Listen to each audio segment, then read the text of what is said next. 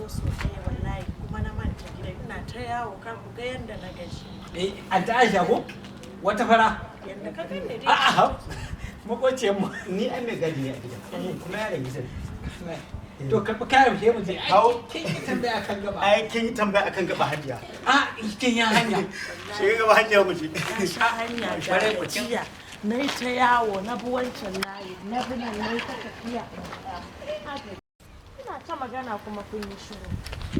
Inna lillahi wa inna ilaihi raji'un. Kayana.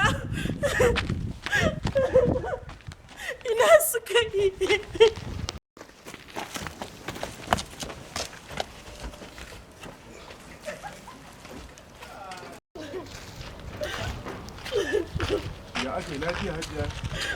Hajiya me ya faru da girman kike kuka? Wasu ne suka ɗauke min jaka. Jaka kuma? Kin gane su? Wasu su biyu ne. Ok, to kar ki samu damuwa, kwantar da hankalinki, na go sun shiga kangoncan. Kar ki samu damuwa. Na gansu. Zo mu je ki gansu.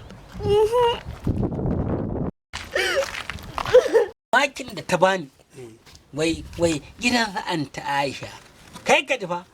Na ce ita ce wata fara ba ta san yahi ta nake bar mu Na mu ga. Kai.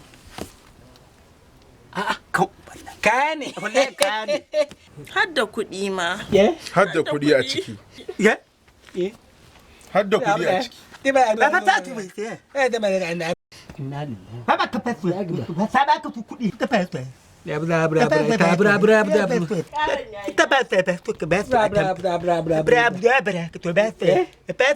Ke wa'annan kurame ne ba a shari'a da su. Wannan kes ɗin na kurame ne. Bari in ci ubansa a nan kawai. In ma mun je da bishin wahala za a sha. Isa a nan kawai. Ranka yi da ka karka samun wannan hannu. Kwarai kuwa. Ke dama kuna magana. A isa bura fa na ce na ungoma. Ni ba kurma bane. Kai ka ce. What?